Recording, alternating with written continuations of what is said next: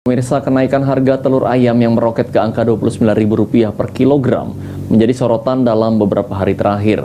Akibat hal ini, usaha kecil seperti gorengan pun ikut terdampak hingga membuat para pedagang hanya bisa mengeluh.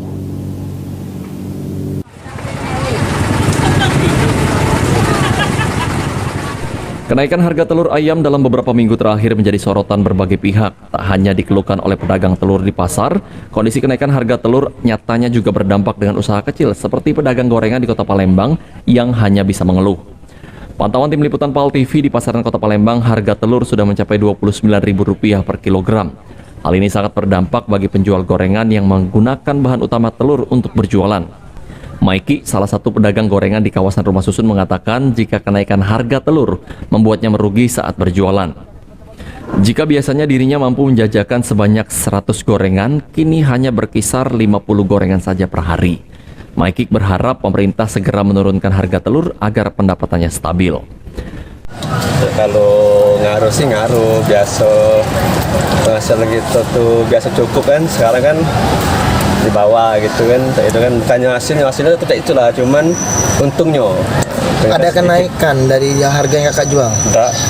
Tidak naik, tetap saya inilah. Apa jadi harapan kakak nih sebagai yang suka membeli telur pas untuk jualan? Harapan pada pemerintah? Harapan itu kan secepatnya harga telur kan normal, kayak itu kan. Sekarang berapa harganya, Kak? Sekarang harganya Per kilo? per kilo 29. Biasanya normalnya berapa, Pak? Ya normal itu biasanya 23, 22 gitu kan. Sudah terjadi setiap berapa hari kak kenaikan? Lama Dari habis lebaran? sebelum Lebaran memang sudah naik sampai sekarang?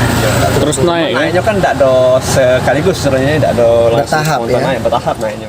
Diketahui kenaikan harga telur ini mulai terjadi pasca Lebaran Idul Fitri secara bertahap, dan hingga 22 Mei 2023 ini harga telur sudah berada di angka Rp29.000 per kilogram atau jauh dari harga normal di kisaran Rp23.000 per kilogram.